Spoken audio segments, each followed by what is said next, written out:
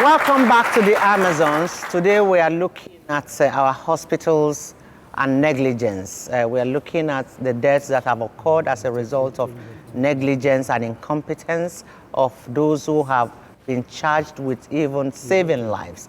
You know, they are actually the places where you find attitude that is unbecoming of the professionals and the oath that the doctors and nurses swore to preserve and protect human lives and to treat with dignity those that are sick.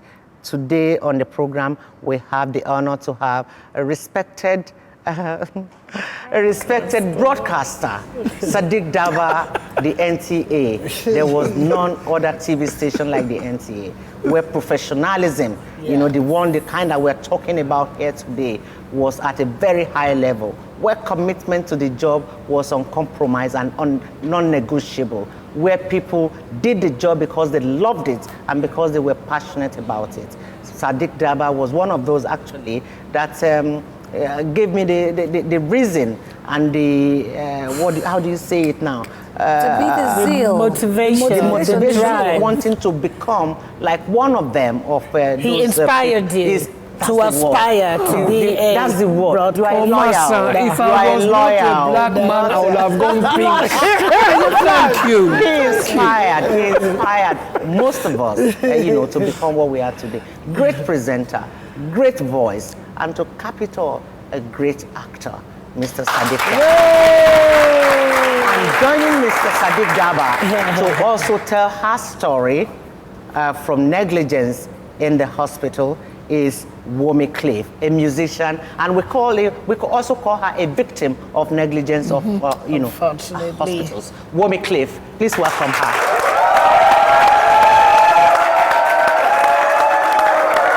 Hello, Wumi. Hi, how are you? Hi. Welcome to the Amazons. Please have a seat. Right. Welcome, Wumi. Thank you. I'm sure you heard us backstage.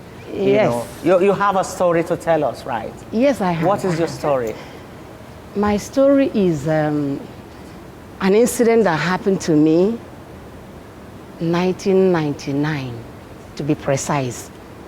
That was when I had my third child. Mm-hmm. It started like, you know, the normal, you have your doctor, you have him as your family doctor. And I went to him. He started monitoring me when the pregnancy was 3 months. 16 weeks. Yes. I discovered that I was having 12 weeks. 3 months. Okay. First trimester. Okay. Yes. I told him I was having bleeding. So he referred me to scan, where I went for scan.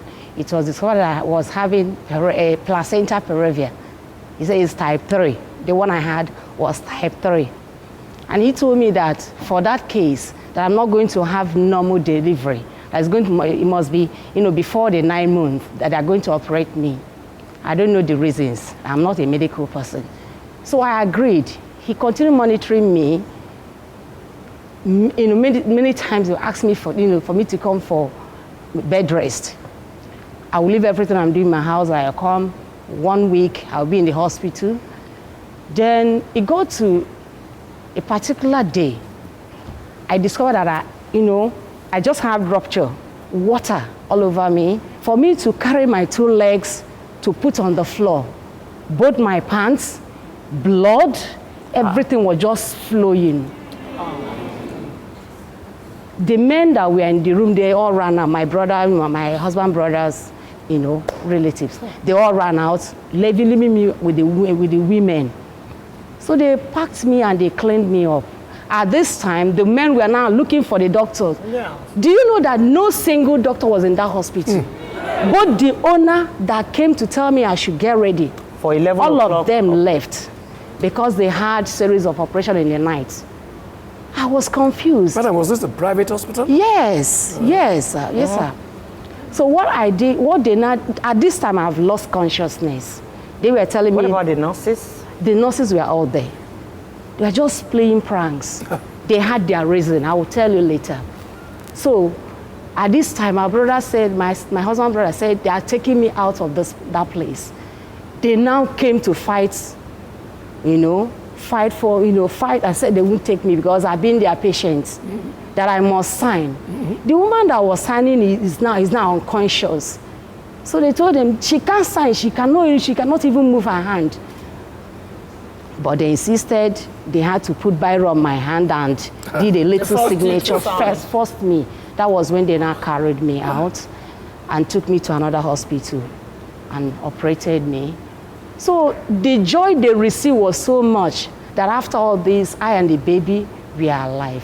So they now, thank you.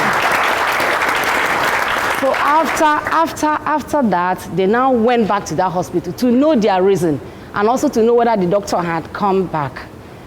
When they now got when they saw the doctor said that cannot be, that the baby cannot be alive. That from the scan I did yesterday shows that the baby had died. That was why he was delaying for the baby to rupture and come down for him to extract the baby out. So they were just playing pranks with with me. I didn't know all this. Do you know that in the story she has told now, she's very lucky to be alive. Her baby is very lucky to be alive. Yeah. But for the grace of God, madam, yes, it's a miracle that you are here to tell your story. I know. In medical profession, they owe you the responsibility of telling you what is wrong with you. I think so. Yeah. I think so. And giving you options. And giving you the options of what you want. Do you want us to, you have to be involved in taking the decision as to how and the kind of treatment you receive. But I still want to go back to what Aisha said earlier on about prosecution. Yes. Where is that doctor now? You let him go?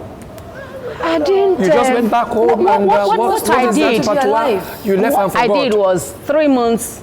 Not the way we do it. Yeah. When a woman gives birth, you stay at home till at least 3 months from where I'm coming from. So after 3, I carried that baby because this is a doctor that has been treating me and my family.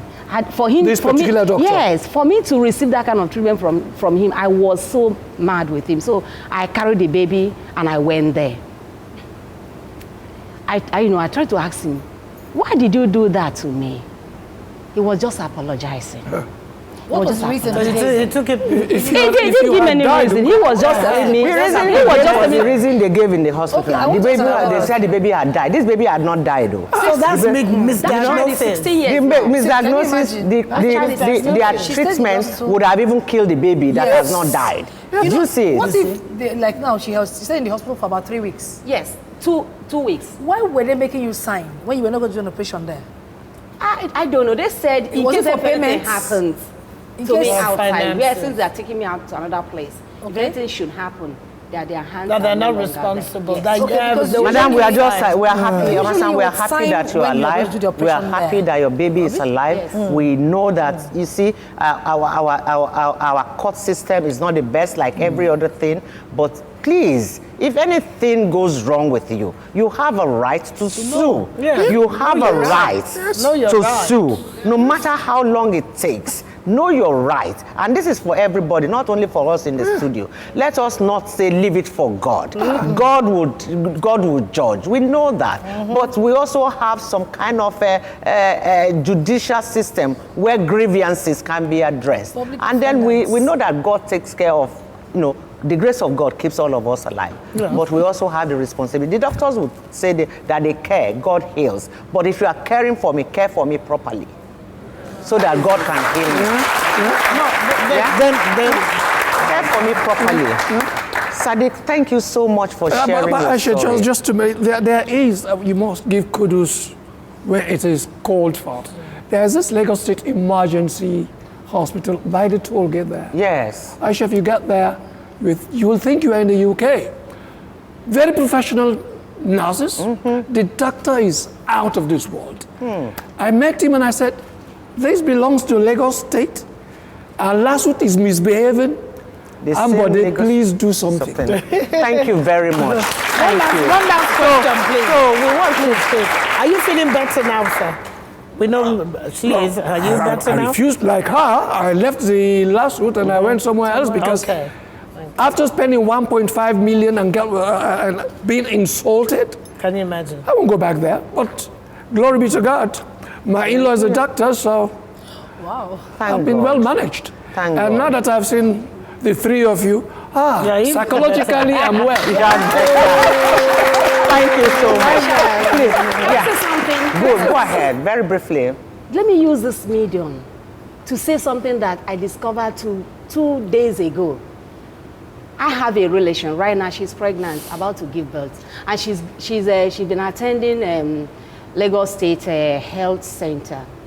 Okay. If you see the list they gave her, even for her to buy, among all the list, full scarf like this, 3 full scarf, you know, and 10 liters of fuel. Yes, is in the list. 5 liters of kerosene. For what? This is a government Please, hospital. excuse me. Repeat again. 10 liters of fuel. 5 liters of kerosene. Inside that list. To do what? For what purpose? Please, to run the do generator in And then case the kerosene. everything Yes, anything if- goes To wrong. sterilize the equipment. And to sterilize. I wanted to Please. come with that No. device. This is serious. Look, we are not just talking here because we want our talk to end here. We want to pass on a message to our government. You just heard what this lady said now. This is shocking. It's unbelievable that in spite of the fact that you tell people, patients, to buy everything that they need for treatment, Panadol, cotton wool, spirits, basic things. Now you add 10 liters of fuel, 5 liters of kerosene How many pregnant for a women? pregnant How many woman of them do they give that as to? hospital list to bring with her when she's coming to have a baby, right? I tell you. I mean, come It's on, undone. please, government. This is unheard of. Now we are in a government of change. Let us not only hear about this change. Let us feel it. Change is not spirit. Change is something you can see and feel. Please let us feel change. Thank you very much. Thank you. Thank you, Sadiq. Thank you very much for sharing your story. Thank you for having me. Thank you. Yes, so thank you, much. sir, for coming. And we So wish much you, happy you. please, very we much. will pray for you. The churches are praying, the mosques they are praying. We all need prayers. We need prayers for our government. We need prayers for this government. You are fighting corruption, but please pay attention to other sectors. We also need to survive. Please, thank you. Thank you so much. Thank you.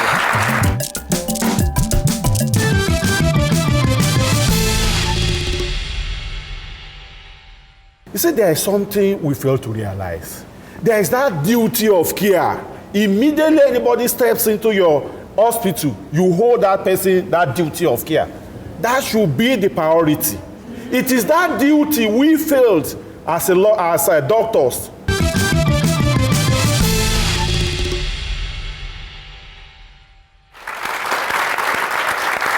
Welcome back to the Amazons. Today we are looking at our hospitals and negligence. We are looking at the deaths that have occurred as a result of negligence and incompetence of those who have been charged with even saving lives. We've spoken with 2 of our guests with shocking personal experiences at the hands of our doctors and nurses in government-owned hospital for one and a private hospital for another.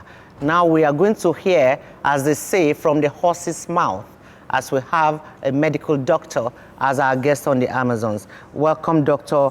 Ozokwelu, and also a legal practitioner, because we've been saying, why don't we sue? Please welcome both the Dr. Ozokwelu and Barrister Rotimi Oguwuyi.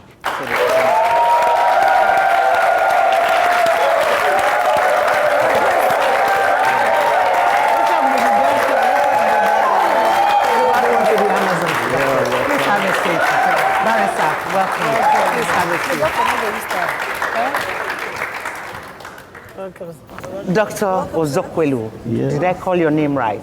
Dr. Ozokwelu. Dr. Ozokwelu. Yes. You I'm heard... Yeah, go ahead. I'm actually a gynecologist obstetrician. A gynecologist obstetrician. Yes. So our guest that just left now had What was a that personal thing she experience. said? You heard, right? Yeah, a placenta Peru, Peru. Placenta previa. placenta previa. She didn't know what it was. Yeah, and they didn't even tell her what it was. You know, we're looking today, on the Amazons. the negligence, incompetence, and the inhuman treatment, the lack of dignity to which patients suffer in the hands of mostly the nurses in our hospital. And then, of course, in extreme cases that are becoming so frequent now in our hospitals, death as a result of gross negligence. The NMA, I believe you're a member of the NMA. Sure. Do you do anything about these cases? And why is it that the Hippocratic Oath is non-existent in our hospitals? First and foremost, you have to save lives. We've had cases where people, even at emergency cases, look at they are about to die, and they are brought to the hospitals. Hospitals are demanding deposits before treatment. Why has it degenerated to such? Thank you very much. Level. I think I overheard, your conversations earlier, and I think that we are a little bit narrow in this particular discussion. I think we should, for the benefit of our people, we should expand it. A lot of people talk about Hippocratic Oath, always Hippocratic Oath, but I'm aware that in the Hippocratic Oath, there's no place they say that the doctor should take the bill. The problem in our society is that we do things wrongly, and a society begets what it deserves. What it deserves is what we're getting. If we have the conducive environment, good inducement, what it should be, as a matter of fact, you will see Americans coming to Nigeria to practice.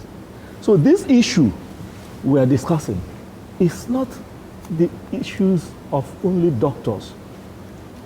We don't plan a special health plan. Health plan is not only for federal government or the state, it's also for families as well as individuals. Take, for instance, you see most of the hospitals we are talking about, mainly owned by individuals. It's the best they can afford. They are giving. And unfortunately... No, I would... I would allow you to continue, but just before I forget, you said at the beginning that the Hippocratic Oath is not for the doctor to take up the bill. I'm saying somebody is dying. He's been brought from an accident scene. There's an emergency here. First and foremost, isn't it to save life, save that life? The person will try to save me. That's the first and exactly. foremost. So why do you now ask for deposits, some cash to be put down first before treatment can commence? That is the question, that I ask. Why they do that is the experience. I don't know. I don't do that. Right now, I have I delivered a woman, twin pregnancy, yesterday, with the twins. I had to even bring a pediatrician because the the baby's had asphyxia. It was a case of hypertension in pregnancy, preeclampsia to be precise. Why? Just came in, BP was 200, 120. But had she been doing her pregnancy? You see, you have done the right thing. That is what it should be. You have done the right thing. We are saying, why are other doctors not doing what you've done? I wouldn't know, but I think that's where I'm coming to. I'm sure many of them must have been disappointed by the patients. And that is the area we are not addressing at all. A patient, like this person has not given me anything. Even the pediatrician, I had to pay off the pediatrician and beg her because she comes to my place and see patients at rate of 15,000 naira per patient, and that was twins, She has not even paid that. I had to beg the pediatrician and gave her 15,000 and begged her. Lawyer, we are not leaving you out of the discussion. I just want you to listen to the two sides, the argument of the two sides before we bring you in. Before you come in. You see, the people who have also paid, those that have paid, we are not saying they have gone there, that are seeking for treatment on credit. They have paid. They have their receipts. now give them the treatment. In the process of treatment, there's negligence. We've heard of cases where instruments have been forgotten. Wrong diagnosis in cases. No, that's what what about did one those of our cases? leading Do you understand? son, Ganifa, he told us that the diagnosis he was subject to in Nigeria was quite different from what he was suffering from. It was when he traveled abroad that the right thing was done. And by which time it was It far was gone. too late. Yes. You see, let's I would hear just from want the to lawyer. chip in one or two things. My doctor was telling us about payment and all. He said there is something we fail to realize. There is that duty of care. Immediately anybody steps into your hospital, you hold that person that duty of care. That should be the priority. It is that duty we failed as doctors to administer that leads to all these things. All this medical negligence, clinical negligence is because we have failed. We have breached that duty. Immediately anybody, whether he pays or not, you are on, he is under your authority, and you must be able to administer that duty upon him. The issue of money is secondary. Secondary, exactly. And you see, it's as if Aisha has narrowed down the issue. We are not, even in the area of where they have paid. Somebody who is suffering from malaria, suffering from other sickness, immediately they discover he's having a headache or body temperature, they will tell this one. Without going through other medical things. But you see, coming to lawyers, or the right accrued to a victim of medical negligence. First and foremost, when we look at negligence, as we say, it has two folds. We have civil negligence, we have criminal negligence. Civil negligence gives you right to claim damages.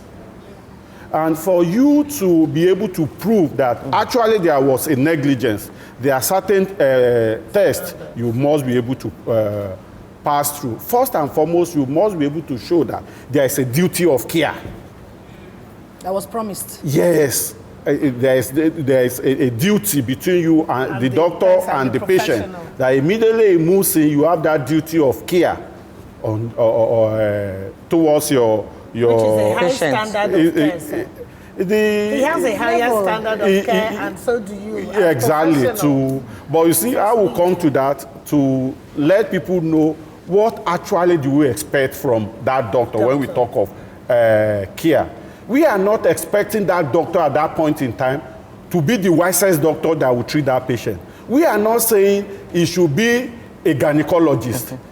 He should be a professor. What we expected of him is an ordinary responsibility of a general practitioner. So it's not as if we are now saying, because you need to be a professor or this A before, consultant or a also. consultant, but that an ordinary general practitioner, which is the standard expected Basic. of. That duty, it must be shown that that duty has been breached. That's the second element. That duty, you have that duty to take care of me, that duty has been breached. After breaching that duty, as a result of that breach, I have sustained an injury. Then you are entitled to compensation. Those are the things we are to That's prove. the civil. That's the civil aspect. And you see, unfortunately, the civil aspect, while most of you will hear that in Nigeria, we have not been seeing cases of UCH versus this and that. Because you see, the proof at times is difficult. Difficult in the sense that you need an expert to tell us that, yeah, actually when this man handled this matter, he was negligent about it. Who are the experts? This is the doctors.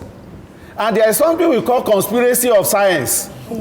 Doctors who among them will now come and say, yes, he has done this and that. In few cases, those are some of the challenges we always face. But there is something in thought. We call it res ipsa loquito. The action speaks for itself. In those cases, where an operation is being carried out and the doctor forgot that action speaks for himself. Yes. You don't even need an expert to come and tell you. In such cases, we might get judgment for the victim. The criminal aspect has to do with gross negligence, which affected life. If you look at our criminal code, Section 303 of the criminal code states the duty of care, recognizes the duty of care. When we look at Section 343 of the criminal code, it states that it's an offense for you to now, as a result of performing your duty, to now inflict injury on your patient, your victim. It has to do with doctors and all of that. If at that stage an offense is being committed, we have different codes. We have those in the northern part. They use this penal code. We use criminal code. But everything has to do with culpable homicide. It could be by death, it could be by manslaughter. But in most cases, they are being tried for manslaughter because the intention was not there as at the time. It was due to negligence. But despite the fact that we have all these things, we must be able, like I will come back to what my doctor is saying. Despite all these problems, these challenges, we discover that the government needs to do more about ensuring that clinical negligence is reduced to the barest minimum by ensuring that they are provided with the necessary facilities. We really have to go. But the point has been made here that human life is not something to be toyed with. It has no duplicate. You lose it, it's gone. That's the finality. You can join in this discussion on our social media platform, Facebook at the Amazons, on Twitter at the Amazons NG, on our Instagram, you can, follow the discussion at the Amazons official NG. But if you also want to go to our website, it's at theamazons.com.ng. Until we see you again next time, please take care of your health. Take care of your health. Plan for your health. Yeah.